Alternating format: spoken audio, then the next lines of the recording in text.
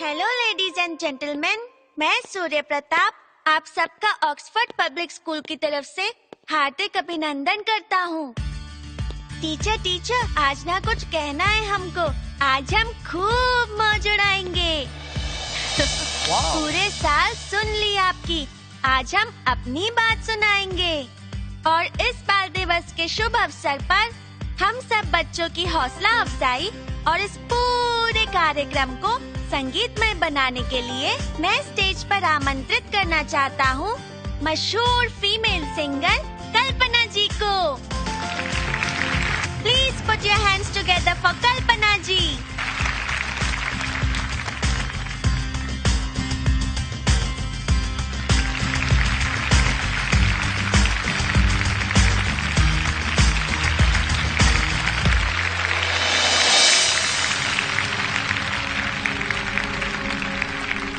और आप लोगों को ये जानकर और भी खुशी होगी कि इस कार्यक्रम को और भी संगीतमय बनाने के लिए कल्पना जी का साथ देंगे भोजपुरी के स्टार सिंगर और मेरे फेवरेट साजन लाल जी।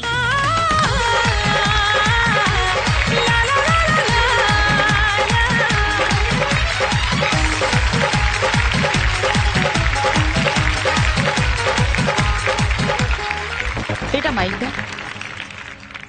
सभी दर्शकों को मेरा प्रणाम। मैं आप सबसे क्षमा चाहती हूँ कि मैं इनके साथ नहीं गा सकती।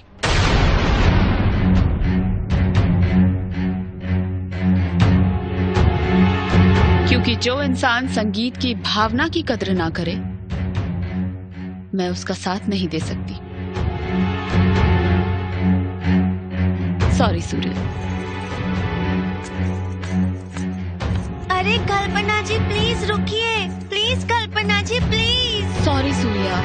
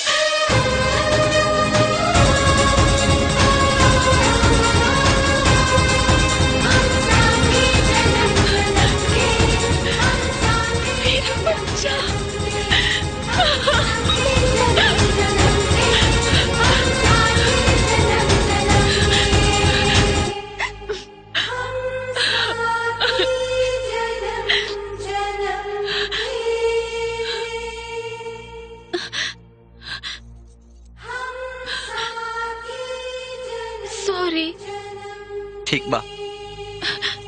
का ठीक बा? रवा तो कहले रहनी ना कि हम जब रूठब तो हमके बनाई। हमके मौका तो मिले के चाहिए ना। का मौका मिले के चाहे? रवा के पता बा इतना शर्म कैसे रहनी है? एक को मेरे हमारी याद में आए। अरे यार, मैंने आप लोगों को इतनी मुश्किल से मिलाया और आप लोग फिर चालू हो गए। हम साथी जन्म जन्म के, हम साथी जन्म जन्म के।